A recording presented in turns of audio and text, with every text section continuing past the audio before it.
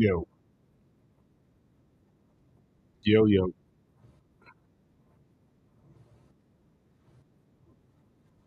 Yo.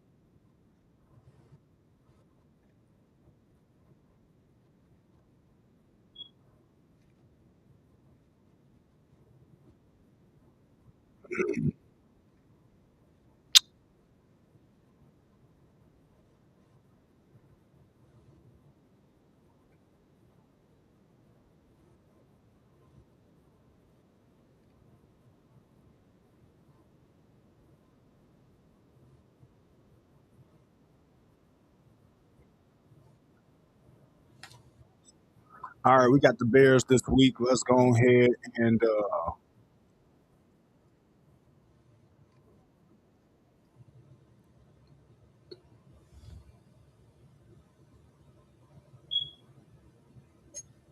let's get it cracking real quick.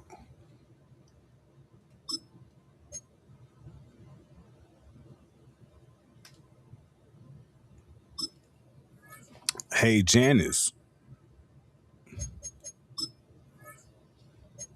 reach me, baby. Call my phone and say you need me, baby. From Vancouver, you BC, baby. Put up playback.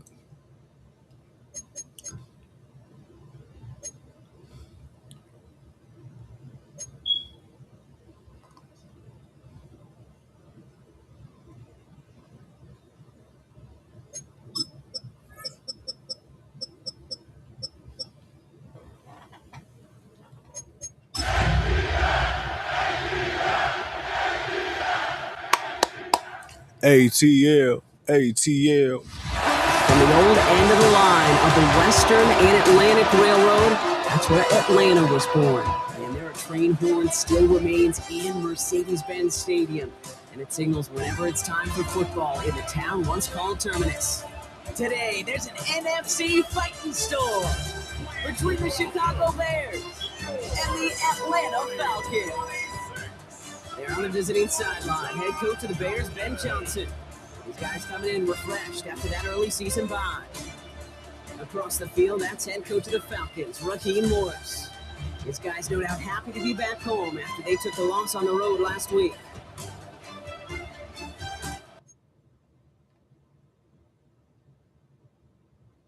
Yo.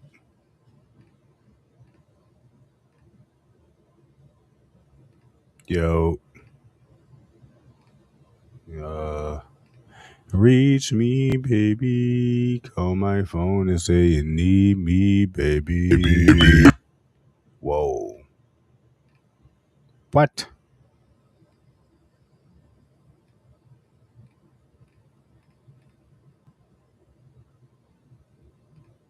Yeah. Yeah. Yeah. Yeah. Yeah. Yeah. Yeah. Yeah. 3-second decay is crazy.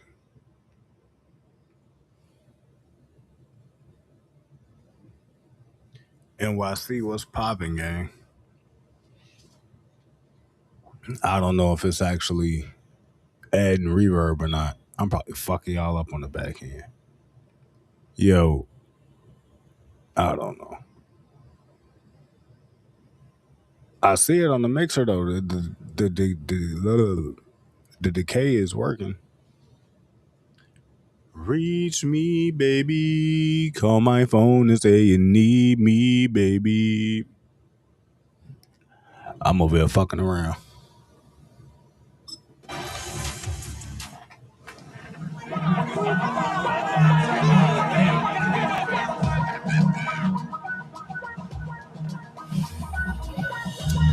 Damn, I miss you, Chester. Sending love from my bass compressor. Ground control with a soul like Bowie, and I'll chop you up if I'm under pressure. I don't really want to brag. All right, let's go. Ready? 60 Eagle, 60 Eagle. Inside zone. They're going to run it here. It's Bijan Robinson. Escapes the defender. He's taken down as he takes this to the 38. Let's go, let's go. Pushing the pace right away to start the game. All right, so let's draw it up real quick. All right, so look, this is what we got. This is what we got. We reading.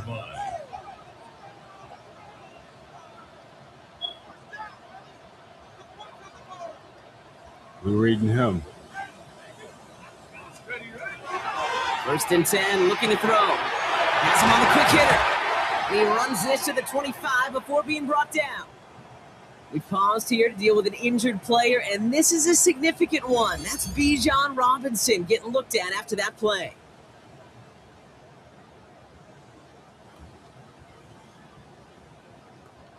All right, hopefully Bijan not keep this drive moving, partner. Here's hurt another nothing 1st and too 10. crazy. I got to get my clothes ready. First carry of the game for the rookie out of Oklahoma. And he's going to work it to the 20. Set to the ground by Kyler Gordon. Fans love the long ball in baseball. It's like they got the home run derby, but you know what? Talk to managers, they will tell you small ball can win too. Singles and doubles, you add them up, you could win a lot of baseball games. Football coaches will tell you get runs of that length. It may not be a home run, it may not score points, but it can do some serious damage. Breaks a tackle. He's still going. And then he's going to get this down to the 9. That puts him in goal to go. Hey, look, Kate, you can't just ask one tackler to go mano-a-mano and stop this guy. You got to have the cavalry coming. One guy makes a hit, the others are there to clean up and pile on because one-on-one, he's going to run right through you. He's got it. And he's brought down real close to that goal line at the 1. Second chance at 6 here. It's 2nd and goal. 60 Bison, 60 Bison. He's dropping back to throw. To the end zone, but incomplete. That play's going to force 3rd and goal. Incomplete. It's now 3rd and goal. All right, let's see. If he move over here, Cowboy 80. we got action. If he sit, see what he do. If he expand this way, we gonna throw it inside.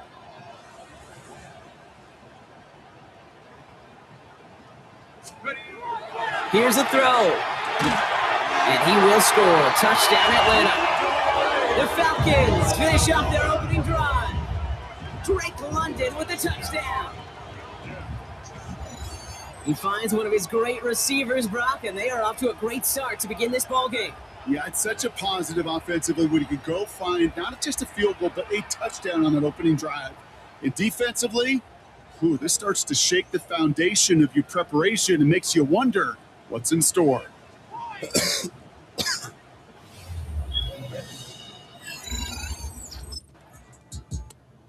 Falcons and their quarterback ready to take over once again. And all that's needed here, Brock, is some repeat execution from that last series. Of course, I'd expect the defense has made some adjustments after giving up that touchdown. And that is the beauty of this game we love so much, those back and forth adjustments on the sidelines. And can this offense do what it did a drive ago? And that is stay one play ahead of their defensive foes. Drive begins with a run. It's Robinson. This drive's quickly headed in the wrong direction. First play sent down behind the line. And it's not just some quarterbacks, Brock, who got to have short memories. You tell me these two defenses need them sometime as well. Yeah, 100%. You give up a big run, well, too bad. No time to dwell on it because you got to line up, buckle up that chin strap, and try to knock them backwards.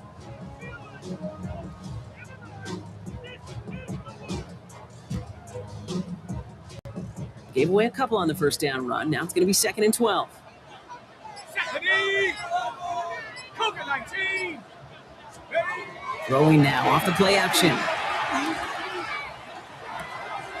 Throw left side. Taylor has it. And he's short of the first after a mild gain. Following that completion, remember the O-line looks to be in some pain. They're headed out to take a look at him now.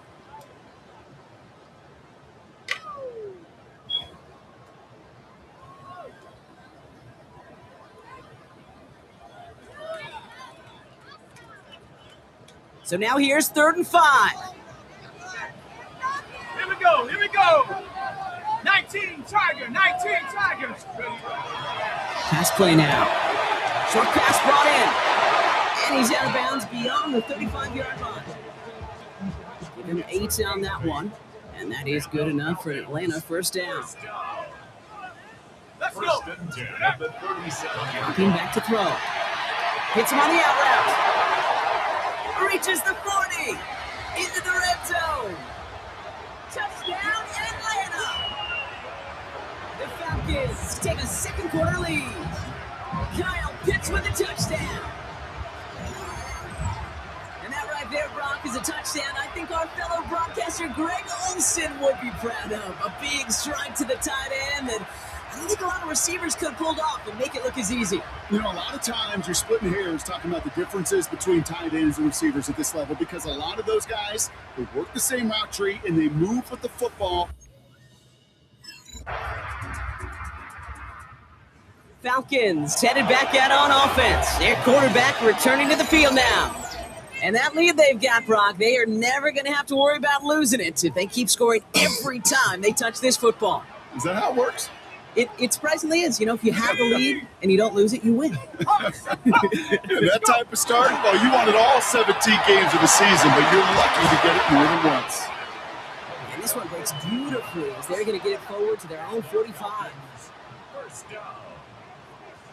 First and 10 at the 45-yard line. To throw here on first down. Dumped off to his running back. They're on him as he gets it up to the 47. Tackle made by Jaquan Brisker. 8 yards to go. Let's see how they approach this second down. Ready? Rock 80. All right, we got a too high look. Thunderwolf. All right, we got a too high look. So let's see. We're going to see what he does and what he does. If he stay wide, I'm throwing a stick and knot. If he drop, throwing a Z. Setting up to throw. Defender arrives I was as late. the ball does, and the hit knocks it free. Incomplete. No connection on the last play, and out third down. Third down and 8 yards to go. Third and 8, we got crossers. We got to watch him. If they blitz, we really got action. Third and long for him here. Gets this one to London. And he's brought down after pushing to that 35-yard line. That'll go for an 18-yard gain. And that's a Falcon first down. I may love watching a great thrower, but I love watching a well-done route to your Kate. Make that guy think you're trying to stack him, only to drop your hips and cut right inside. Some good work to help reset those chains. Back to 60. Back to 60. We got a hollow on the left side. We're going to read square to circle. See what happens. Back to X. They are throwing it again. Fuck. And oh, someone stepped in. It's intercepted. Hit by T.J. Edwards. And the That was Bears will bad. take over as he records his first interception. And he was of sitting our there, season. too. He got in front of that one for the pick. Looks like that's the receiver it was designed to go to on that play. Falcons are being led back out there on offense by their quarterback. And with field position and the clock against him, you're probably not going to see anything of substance.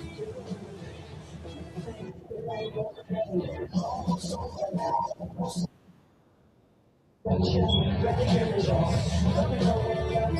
right, let's just go to the half. Fuck it. B-John, get busy, gang. All right, keeping it simple. They're just going to call a give right up the middle. Oh, get busy, gang. Oh, get busy, gang. He has room Let's to the 25. go. All the way, and that's an Atlanta touchdown. The Falcons take the lead just before halftime. It's a Bijan Robinson touchdown. Wow, just sensational speed from the back that time, Brock. He found a seam, got through it, and he was gone. You know, it's one thing, Kate, to have singles hitters, right? And you love those, and you appreciate guys that can get on base. But it's the home run hitters that are the difference makers, and what a big-time effort.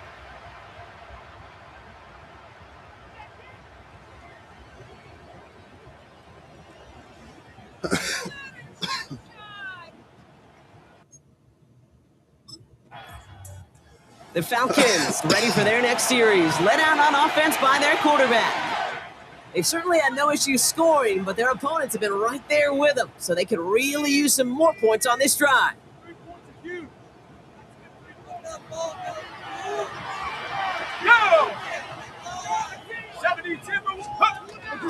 First and 10, around to Robinson. And he'll manage 3 there to begin this one. 2nd and 7 coming up. Trying to work quickly now. Taken down at the 33-yard line. A 3-yard pickup brings up 2nd and The plate fake, he'll throw.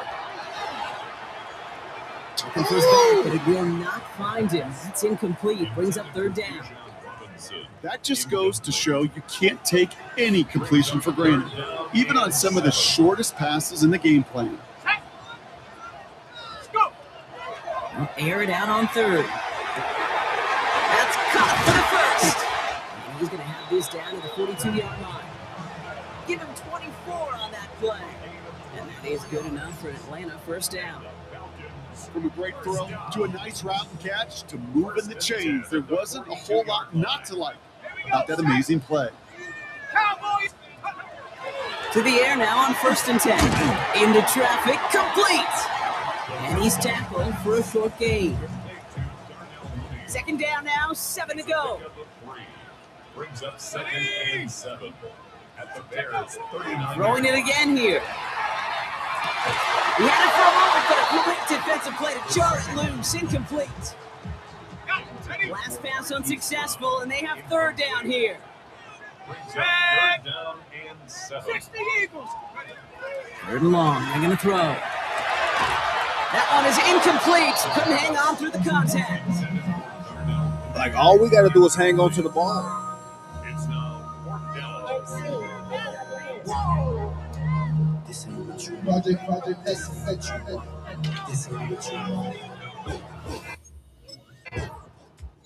The Falcons headed back out on offense. Their quarterback returning to the field now. And unsurprisingly, Brock, a great day on the scoreboard so far for him. Has him with the advantage as we move through this 3rd quarter.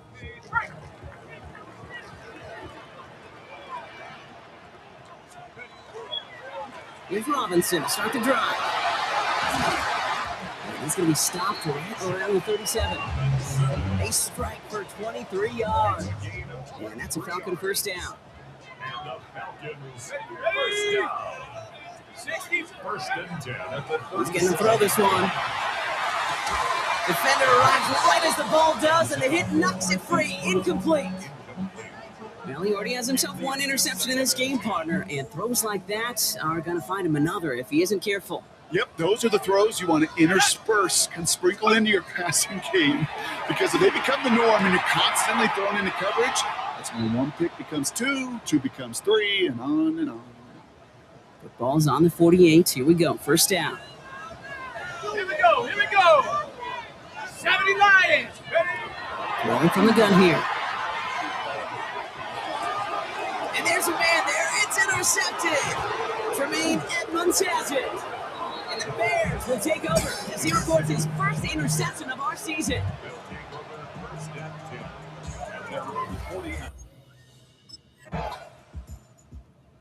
Falcons are being led back out there on offense by their quarterback. All their scoring has kept them close, but they still find themselves trailing by just a little in this 3rd quarter.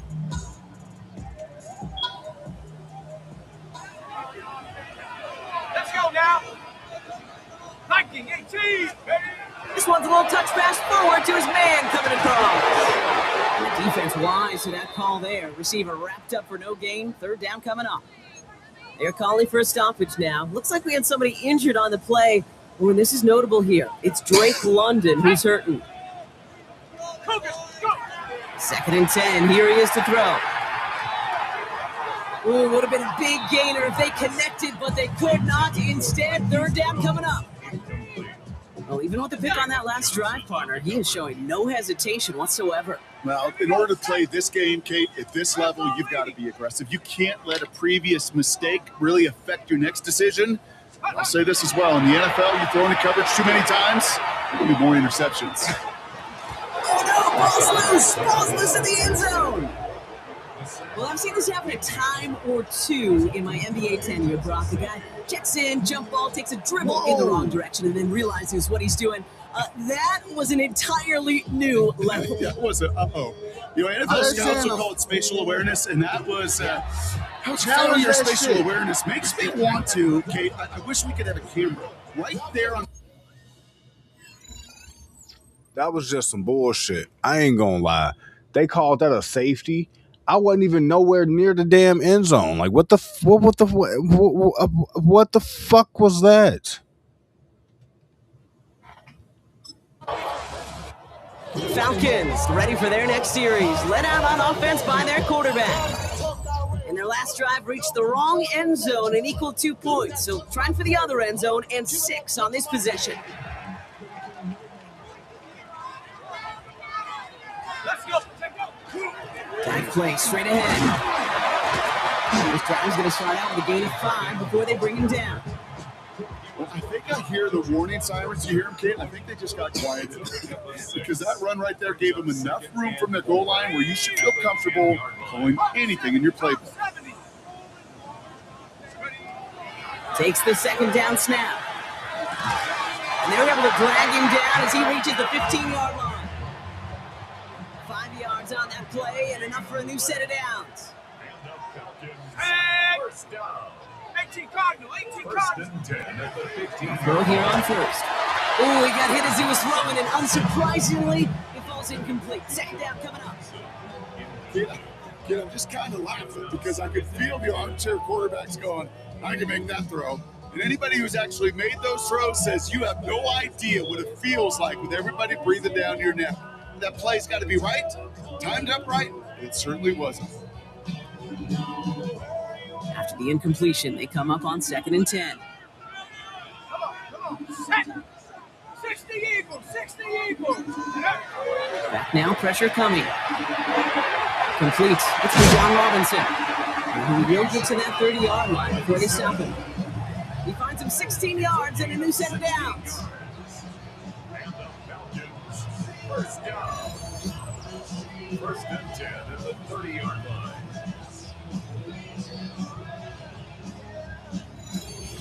Okay, I know exactly what's going to happen. I've seen it once. I've seen it 100 times. Next week on the practice field, this running back's going to say, see, I'm not just a running back. I can play receiver. And you receivers, you couldn't do my job, but I just showed you I could do yours.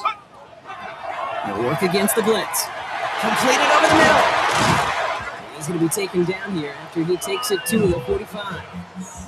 That play gains 15, and it moves the sticks. Let's see how they attack this first down, partner, from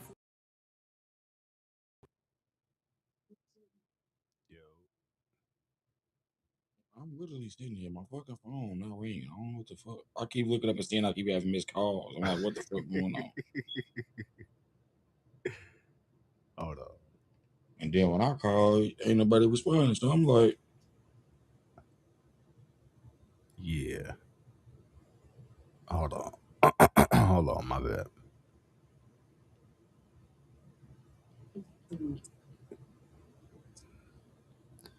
Alright.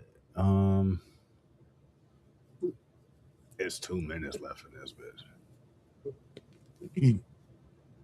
2-minute warning. Right, because when you just called me right now, my phone ain't ring. It just said join in the text message because my phone upstairs. So I ain't even know you was calling for real. It just said join. So I just hit join shit.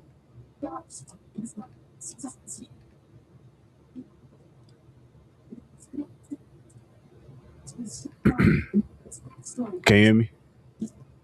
yeah. All right. Shit. Yeah. You still that PFG featuring J. Cole? Oh, no, I ain't.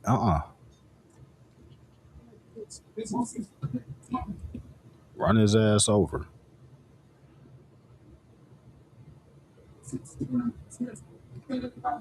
Play that shit. What? About you, hold on. D-Ray, appreciate the follow, gang.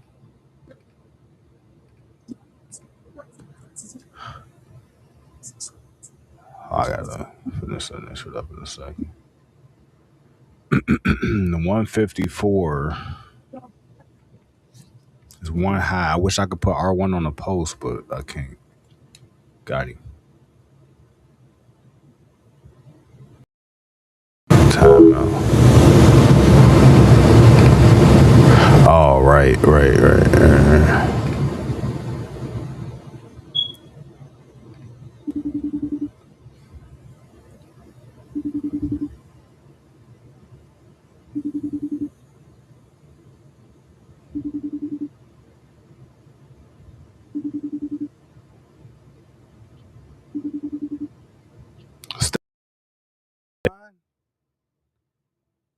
How the fuck you get off the phone? What the fuck going on? I don't know. The shit just hung up.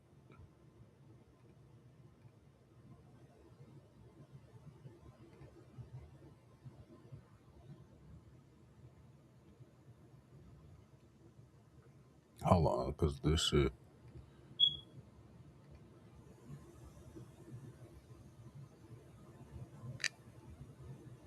Is my screen showing?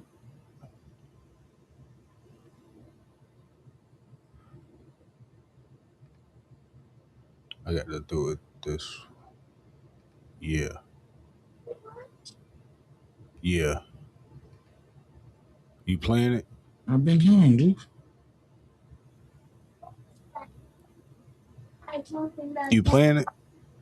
Oh, hold on, dude's just Oh walking. no, you good. I'm just making sure. No, not scared, gang. No, not at all. We about to. I'm just getting this shit started for our pod. We about to do our podcast. Really? In this book? Then why didn't you say Ooh. something? Come on. I'll Where call was you? Sitting right here. We got a score. I didn't see anyone. You know what? Yeah, I'm gonna do that. Dada, I'm gonna play something Fine. on my brother's iPad. What up, Deucey? Still talking about the What's up, Uncle D? What's up, baby boy? I'm looking. No, not down here, dude. Let's go. You could play it upstairs then. What? Let's go. Yeah, what? The game. Oh, well, play other game. It's really time for you to go to sleep. I got something that you'll play Dynamite. And it's that logo. Okay. Once you get on your tablet. Coach Dean 2. If you know how to undo the request, if you know how to send on the request, yeah, she can undo all of the stuff. Why don't you have some of me request then? I think the game you have to do. Tell them how to do it.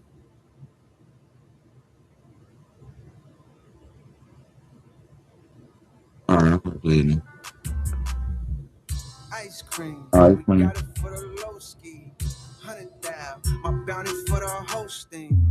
2-6. Made a million off a dope. Yeah. Trap nigga, white tees. And you know to serve the whole house. The whole house. We serve the whole house. We know to serve the whole house. The whole house. We serve the whole house. 5 shooters, where they do that? I'm in Europe. I do stocks, and I buy Glocks and talking plug. PFG, or they kill for me. We gon' smack son, flatline. We on the front line. And we gon' whack son. Blitz was something behind the tent that'll stop a Mack truck. How your chain cost more than your car? That shit don't add up. Real dope boy, I get money a lot. When we was scraping up shots. Cadillac with grain with some D's in that bitch. And my double bag carry on, I got some D's in that bitch. If you see Stunner, that's my brother, you might see me in that bitch. It's bold, but I smoked out, so you can't see in my whip. I got 16 on my clip. I fell in love with that grip. Look how my rims poke out. That's why I lean when I sit. So you have to speak. She gon' bust it open for a G. Look at you. Can you say something on your page? Go to TMZ, it's cool with me. I'm not Can you that say something on your page? I be in the trap, but all my straps are like, what's hanging. I'm like, what's cracking? I'm like, what's happening? On I-20, I did magic. Wanna cop the rolling, but instead I did the paddock. Yeah. Mommy got a thing on. Mama got a blockage on me. 100,000, my bounty for the hosting. 2-6, made $1 million off a dope fiend. Trap nigga, white tees, and Jabrona shit. They say you can only ask mommy to do it. You got blockers on. We known to serve the whole house. The whole house. We serve the whole house. We known to serve the whole. We sell the house. Hey, the whole what? The whole house, yeah. House. Whole house. Locked and loaded, I'm that nigga with that fire in his pen.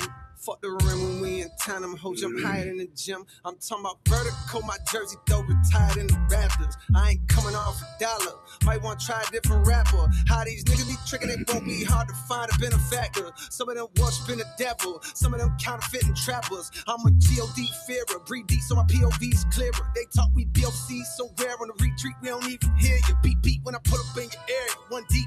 On bike, on feet, big tool, Home Depot, my wrist, Sub-Zero. I'm lying about diamonds, I don't need those. I find it kinda strange. We can't even recognize you niggas outside without your chains. I tried to hide, but then my silhouette's iconic dang. They recognize the locks, they recognize the game. They recognize the sort of aura from a mile away. I live my life like a parade, I gotta smile away. Ice cream, we got it for the low ski.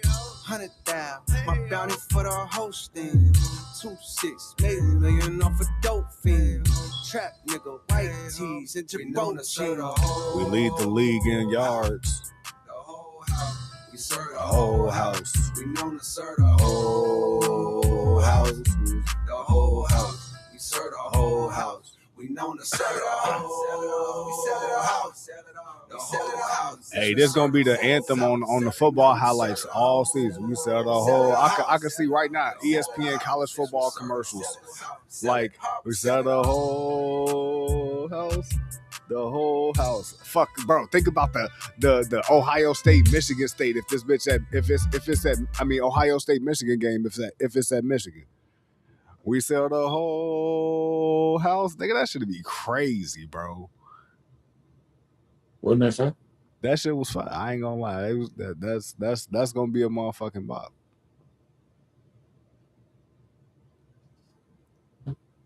Damn, Detroit is undefeated. 7-0. Dallas.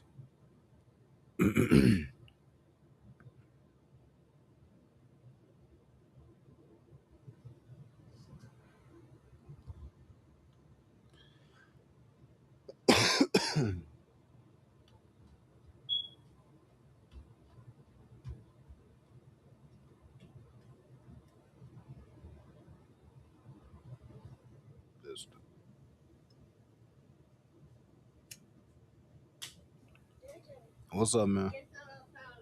What you find? Whoa, you found me? That's crazy. It's on your YouTube. It's on your YouTube? Yeah. Oh, wow. I don't know how I did the file yet. Isn't that? Yeah.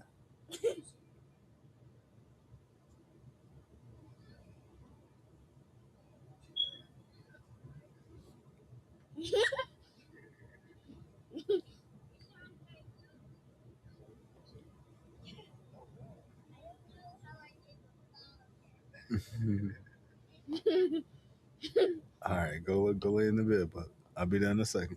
But mom and dad can come down here until I'll be you for a while. Okay. The wicket.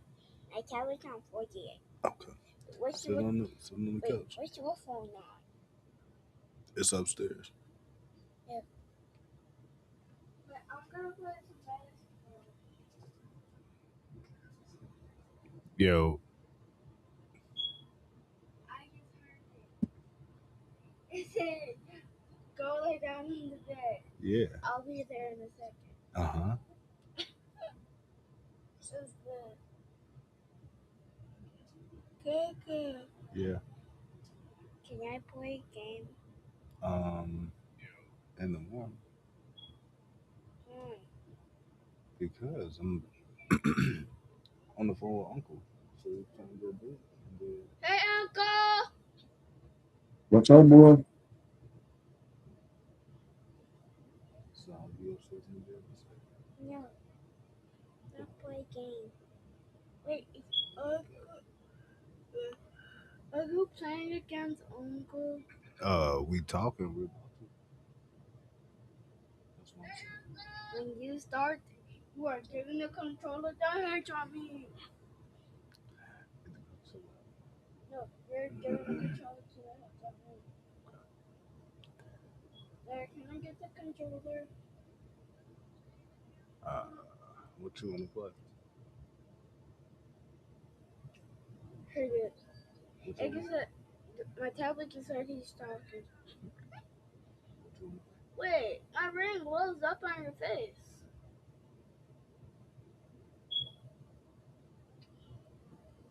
All right. So look, I'm on the phone with Uncle. So what's up with you here? Go sit in the chair. Go grab your blanket. Go put your stuff over there. You know what's going on.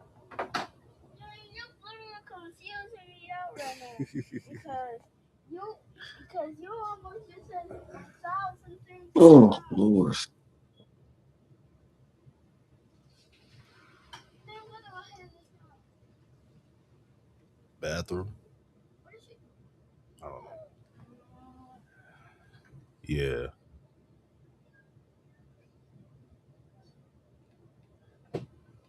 That's the hello. Yeah. Yeah.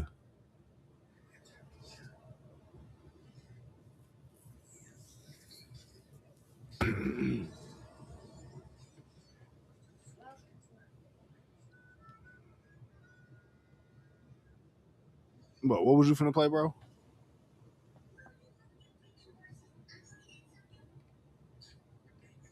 Mm.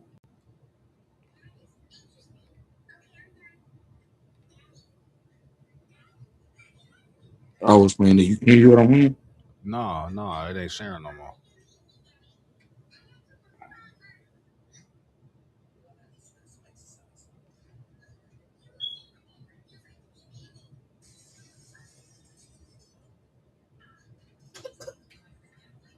You okay? Yeah.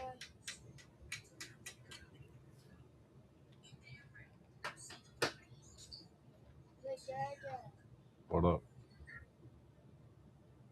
Can you tell Uncle when I'm gonna play games soon?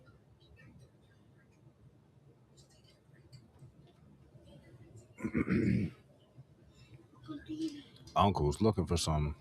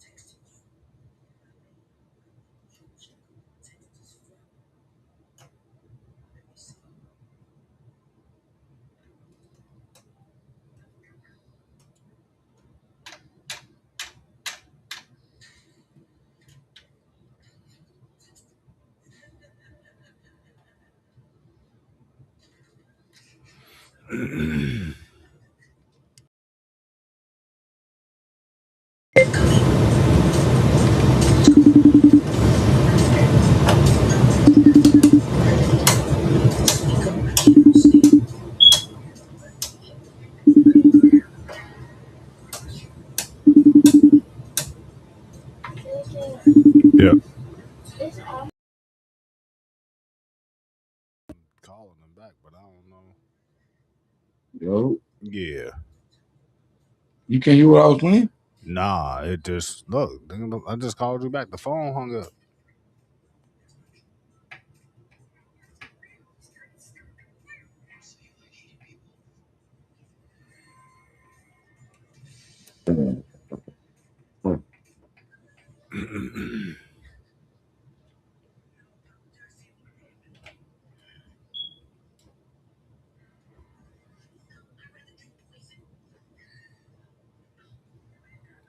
Hey, pass me the controller.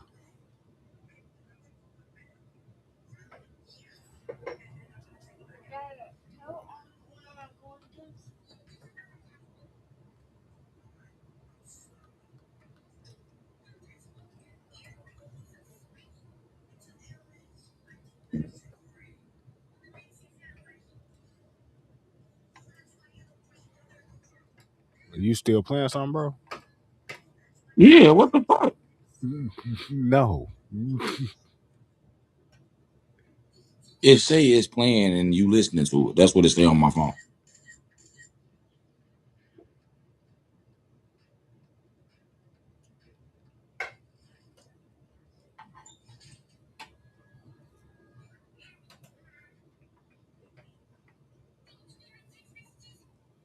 I ain't playing nothing now. Fuck it.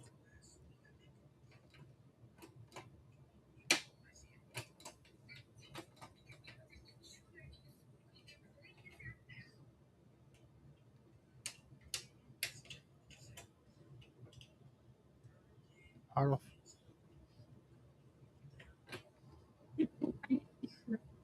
Come to get me. Oh, sorry, this is everything that a man who only dreams of 72 hours of protection with clean ingredients could ever dream of. It is. If I could have been different in some Yeah. ways, probably. But On the right day. Yeah, I would say how you feel about the LeBron to Philly thing? the thing I just told you I love comes at a price. You know? I love them both. I love love love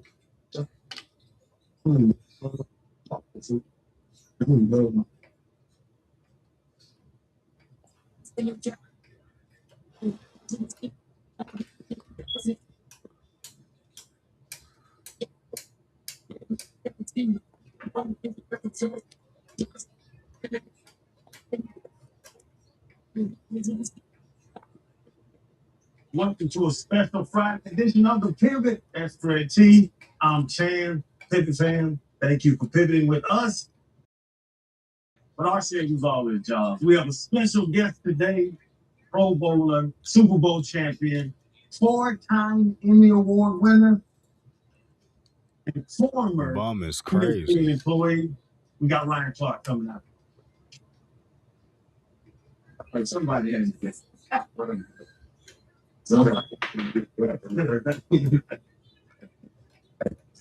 You know, I always ask the guest, what's their biggest pivot, right? Yeah. I think this is the biggest pivot. For sure. I think I look at it in 5 years, and if I was sitting down with Ryan Clark, It's Shane new. Crowder, I don't know what it is. and Fred Taylor, that would be the answer. Now, what happens from now is like the rest of the story, but I think the moment would be this one. No, I joke about it, but you know what I'm saying? It's a situation. I think, I'm definitely okay, but I feel for the other people who are going through this. Our average been there 33 years. Charles Davis, one of the best men in the business, along with best analysts. Bart Scott, him, Tom Pelissero, and like countless other behind the scenes people. And you think, what I learned about ESPN, there's so many people who work there who grew up close to ESPN. So they grew up with a dream of being there and being able to work behind the scenes and create these stories and tell this story. And now their job is going, right? Well, what I'm dealing with is, in truth, a first world problem. But there's some people who are truly counting on what ESPN was going to do for them to feed their family. And, so my thoughts and my prayers are with them as well. I think the big question is, did you see it coming? Could you take us inside that moment? Yes and no. I'm upset with myself from this perspective. There were signs, but I truly thought for the first time in my life, I worked so hard at something. I was so good at something. Everybody acknowledged that I was, that they couldn't find it. That company who was going to the Super Bowl. That shit is crazy for him to get fired on L like that. Like, I don't know. Oh shit, my bad. I don't know what the fuck. I would play it on here, but you keep saying you ain't even hearing shit, so that's why I ain't even.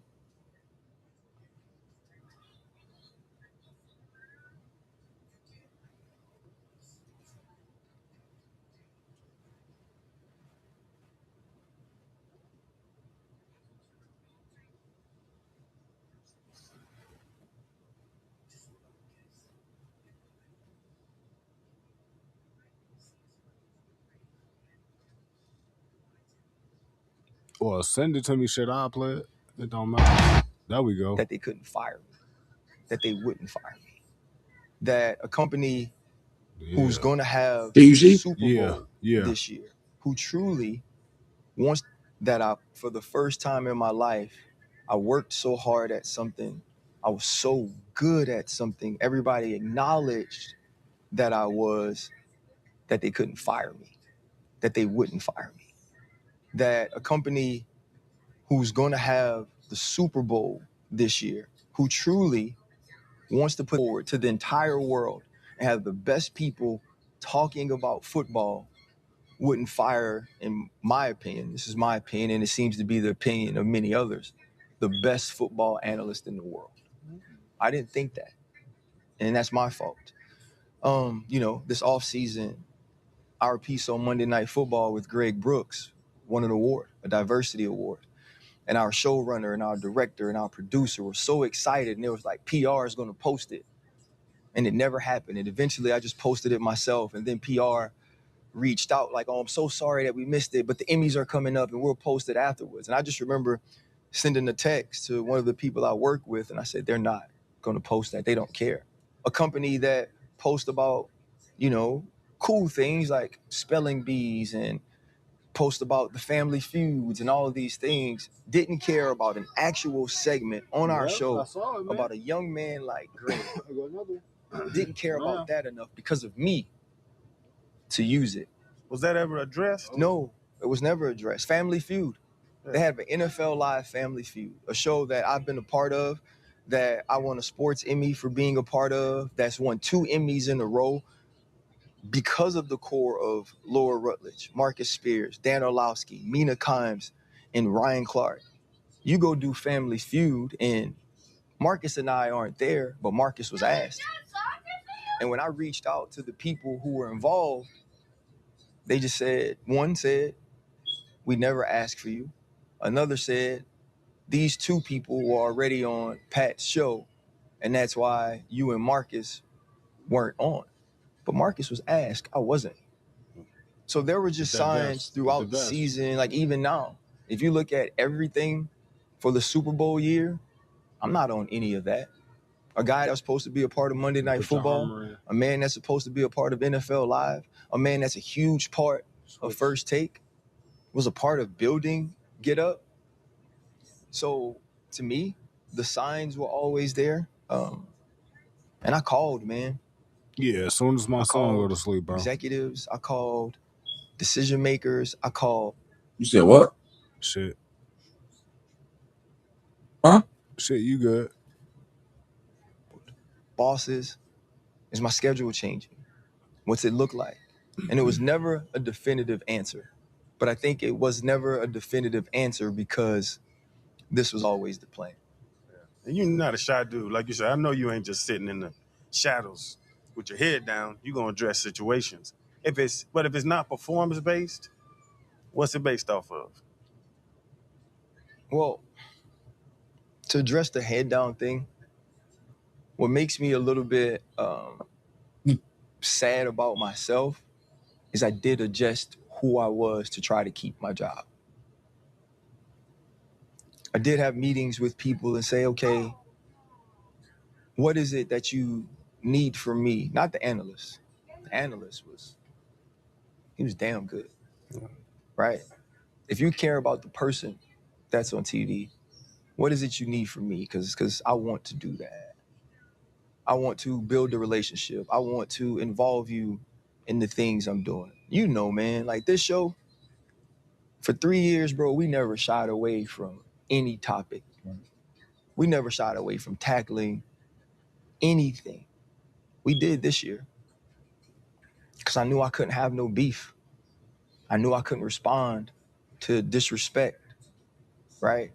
I knew, for lack of a better word, I couldn't be too black.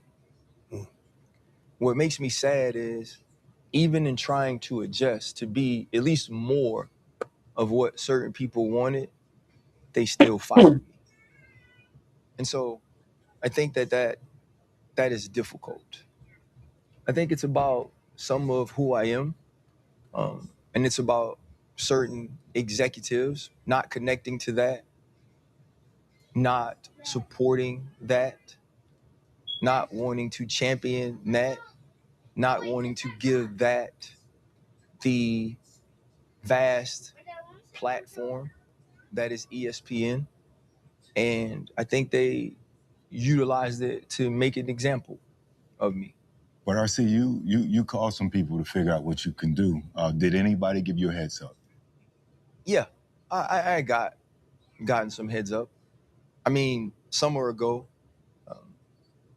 Stephen A. sat with me, took me to lunch in Los Angeles. He told me, he said, there's a particular executive that doesn't like you. Now, let me be honest. I had been hearing this for years, right? It had gotten to me so many times. This is crazy. Having that dinner or that lunch with Stephen A. was just confirmation of it. He's like, you need to go set a meeting. But so many times when I heard about this particular person, it was, he doesn't like you, or he said this negatively. So I'd heard it a ton of times. And I got a call this offseason from someone within the building. And, they said the way I stand up for our community is commendable, right? That they respected that in my position, I had a passion for that. But they also said it had created enemies for me at the executive level. It had created opposition, and that there were people within that building that were going to stand on the table for me. And it was such a shock because I thought to myself, in the most important year in ESPN football, you got to stand on the table for me? Put some armor in. Like, for me. Like, there's somebody that needs to be convinced that our NFL coverage is elevated when I'm on TV. Like, there's a person that knows football.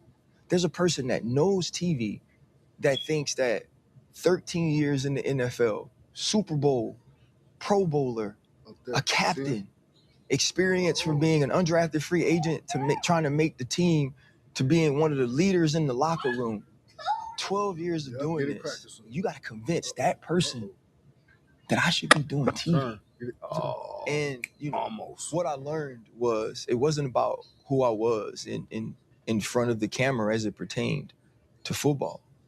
It was about what I represented every time I got in front of that camera. And that is something that I don't believe you truly can combat. When it's all said and done, that's the least anyone can do. I mean, you stand up and stand on, the shoulders of, or for so many people. Like, what you do, bruh, is unbelievable. So for someone to stand up for you, I think that's the minimum anyone can do. But so also, I want to put this to bed because a lot of people have been having their takes about Stephen A., and you mentioned Stephen A. Is there anything Stephen A. could have done to make this go away? No. Stephen A., with all of his power, with all of his influence, is not a true decision maker at ESPN. That's not his job title. Yeah, he may be popular, right? But he just worked there. Fuck, like the repertoire of what he's asked to do. And we get it so many times, right? And I get it all the time. Why do you ride for him so much?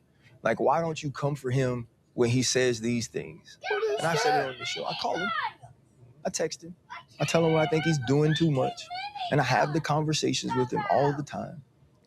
But when this company, get that white box, was treating me in a way that, at least in my opinion, was unfair as it pertains to what I'd accomplished, he was the first person to go, I want you.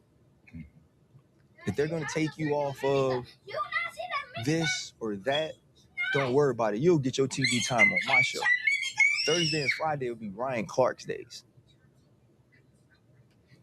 That will never be forgotten by me. Mm-hmm. I will be forever grateful for that. That in a space that I was sort of being told, at least being who you are is going to make you lose certain things because you aren't these people that we covet. these people that He be dressing on that these motherfucker people too. that we take pictures with and put our arms around and show the world that we support them. I'll do that for you. And the loyalty he's shown me, the love he's shown me, the true hurt and pain in his voice when he called me around 4 o'clock Central Time on Monday, I will never forget that. We are forever friends.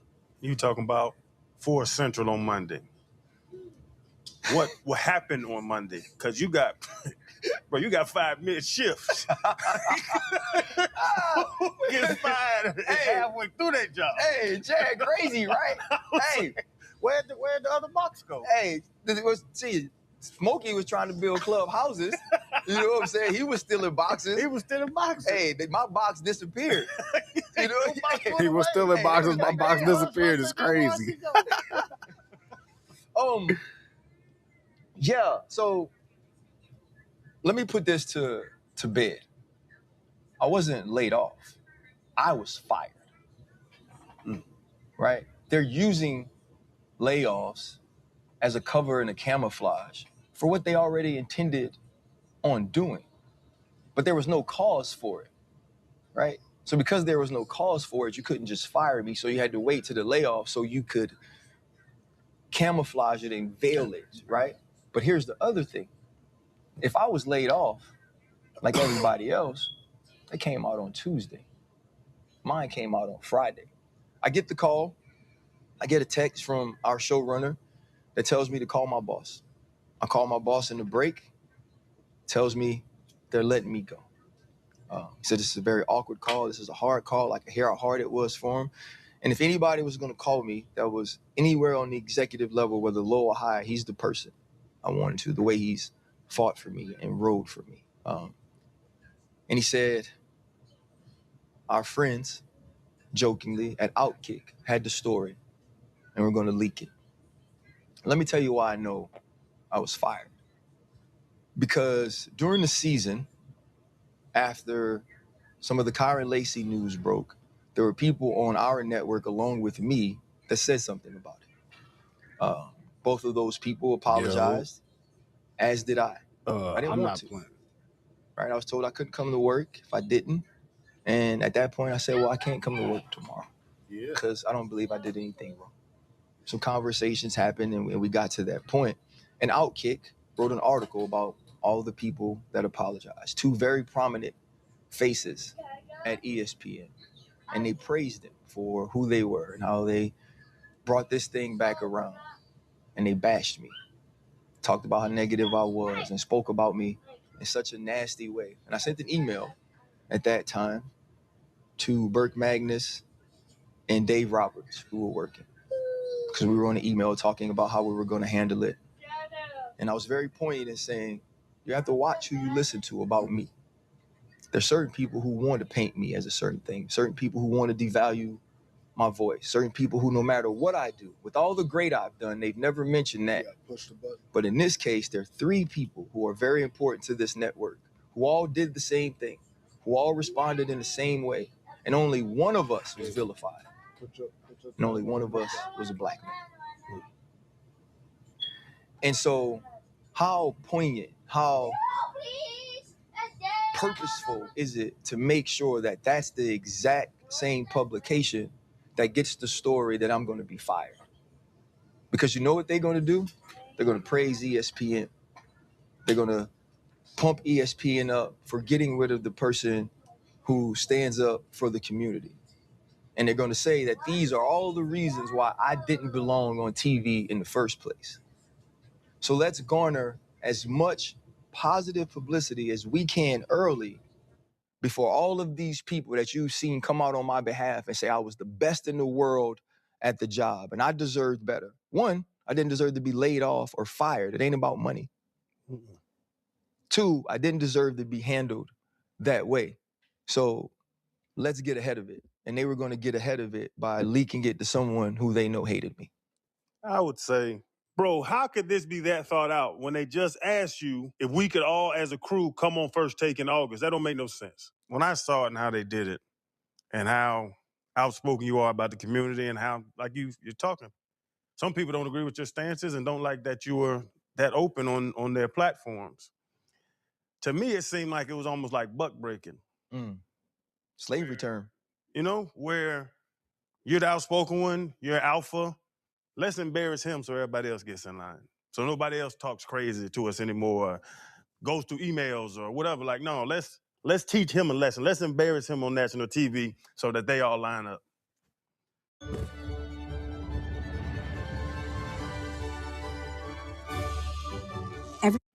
Yeah, I think that could be part of it, you know?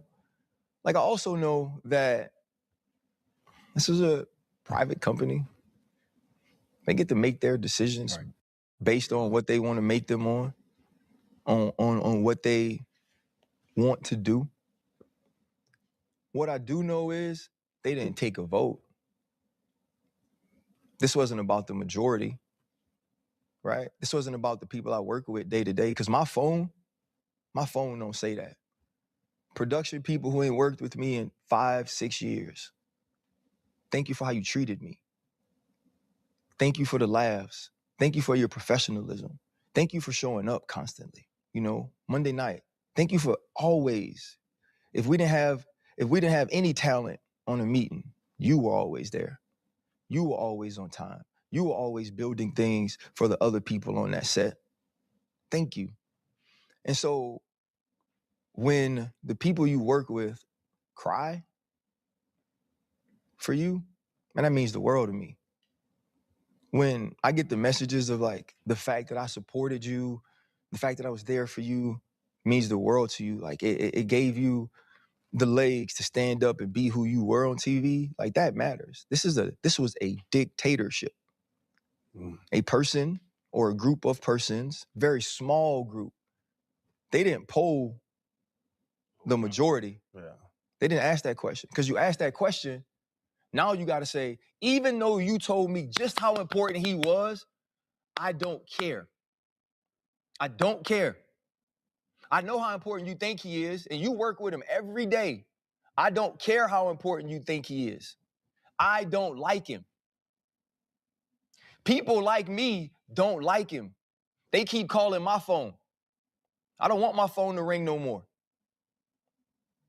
Right? There's other things I'll defend. I'll defend talking about another executive. I'll defend that. I'll defend sabotage. I'll defend getting sued. I'll defend all those things. What I'm not going to defend is you standing up for Angel Reese and everybody being mad about the way you did it, or about what you said about, I'm not going to defend that. No.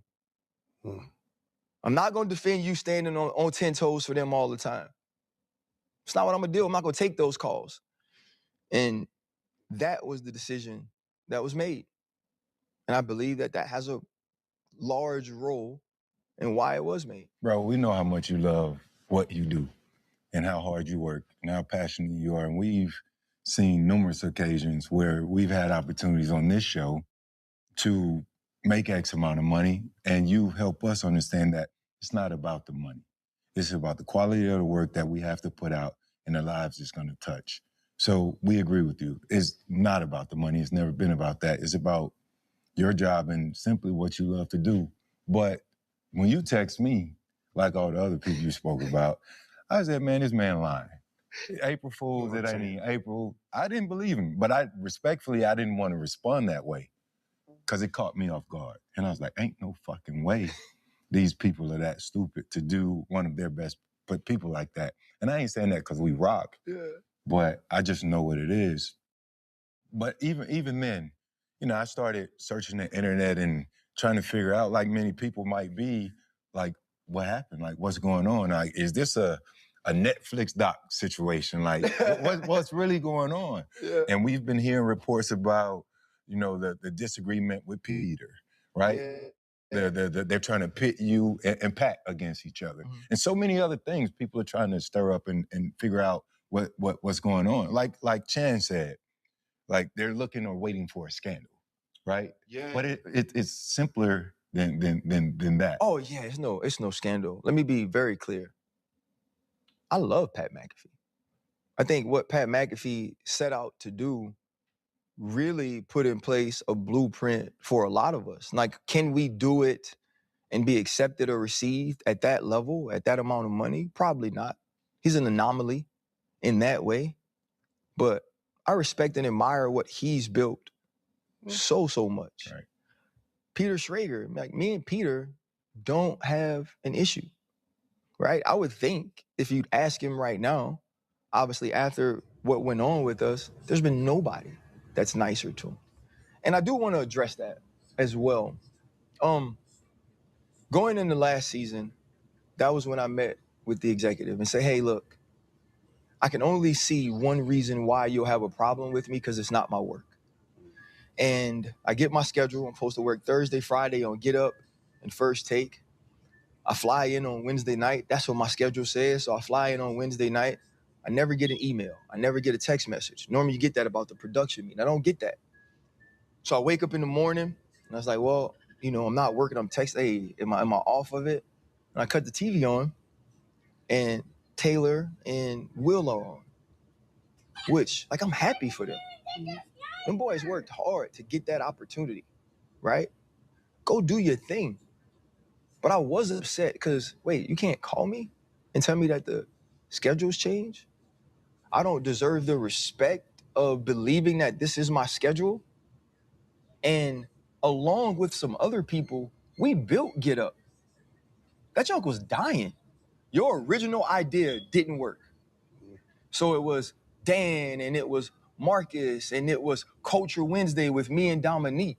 That's why that show lasted to be what it is that you turned it into now.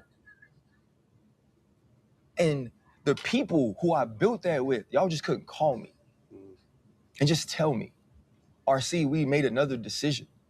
And I asked, man, and another thing I'm mad at myself, I begged and begged to be back on that show because it meant so much to me that we built it and to be on it. And they just kept telling me, people aren't doing both shows. Dan's doing both shows all the time. Damian Woody's doing both shows all the time.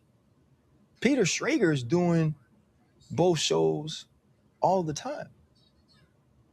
And so I'm already feeling something.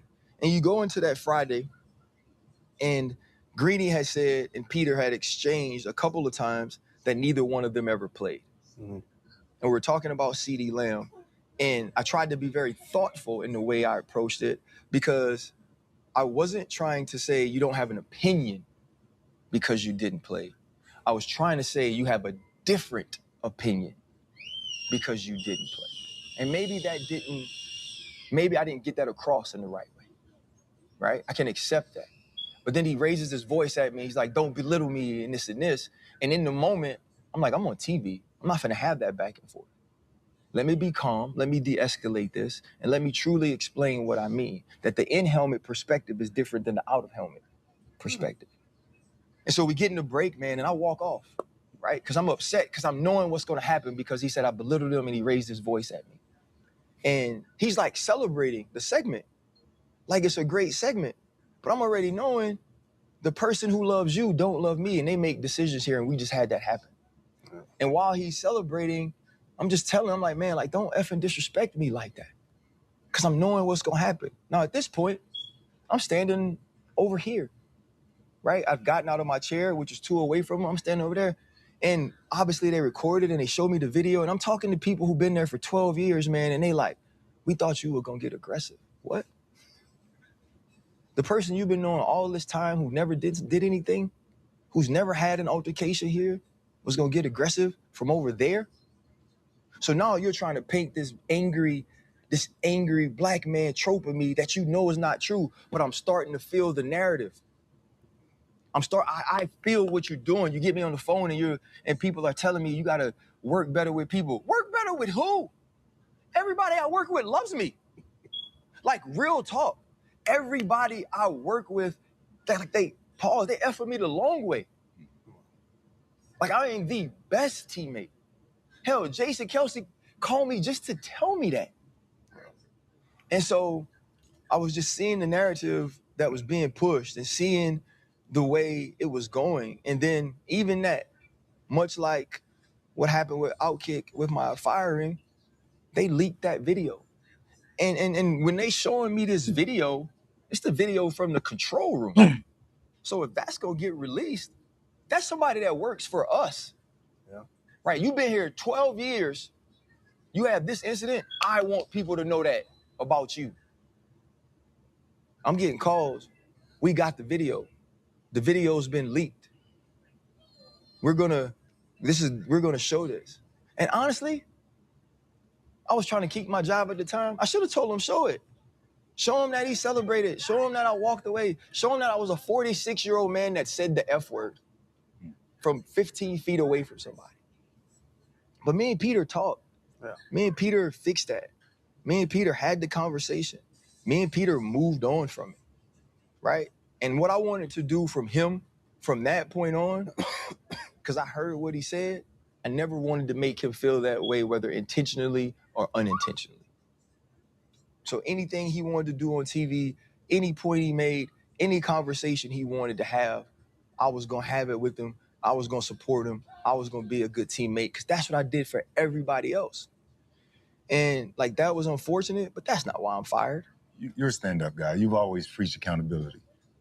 Looking back over your 11 years at ESPN, 12, is there anything you would do differently, or do you leave knowing that you were fully yourself? Or, you know, what are your thoughts, man? It's a good question. It depends on when you ask me. You know? You asking you right now. Like you asked me. Right. Like, what the? Like when I see people in public, like OGs and like aunties and stuff, and they tell me they proud of me, and they proud of like,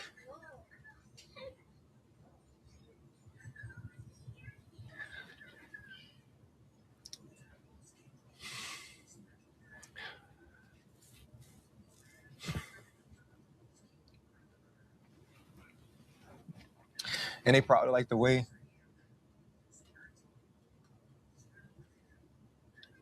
I represent the community. Yeah. Bro, you lost your job at I wouldn't change ESPN, bro. anything. Like, what?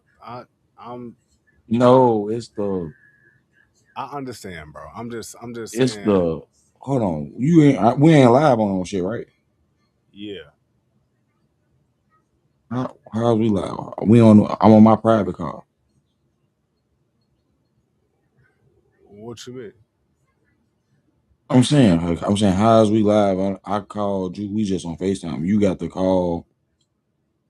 I'm on my computer.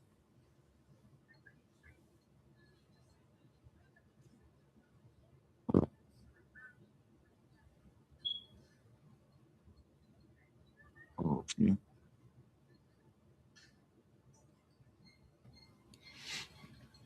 Because that means the world to me. You know, or like when I go home and this kid, you know, from the West Bank is like so accepted in New Orleans now. Like I wouldn't change that. You know, never. You know, like all I ever wanted to do is be accepted. You know, and want it. So yeah, like that, I wouldn't change. You know, if you ask me, probably the first like Monday of football, when all my friends get to do something we did super special together. Yeah, I'd probably change it. You know, I'd probably work harder to like be who they wanted me to be, or like build relationships with like bosses or executives. You know, because like it's just a relationship game. Because like I just see these people on TV who like aren't better than me, but I know I've never been at the tables they've been accepted at. So yeah, you know, there's some things I think I would do differently because I feel like I let them win. You know, I feel like there's a group of people, a faction of individuals who wanted to like devalue my voice, who wanted to take away my platform. I feel like I let them win, you know? But then there's the other side of it of like, my platform isn't as big anyway, or it's not as impactful anyway if I don't do those things. If I'm not that person, if I'm not authentically me, right? And it's not even something I can prove that if I was different, they wouldn't have fired me. I can't prove that. Tough. Right? So if I can't prove that, why? I would have hated to be fired being something I wasn't. Oh my gosh, that'd be the worst. Young man, like my kids, like they love me. You know what I'm saying? But I felt like I let them down. Never. You know, like regardless of how much like money I was able to save and all the opportunities I was given, that's why I'm so focused on like the other people who lost their job. It's like, this helps us, right? My kids get to live a certain way. I get to take care of my parents. I get to help, you know, my brothers and my brother and my niece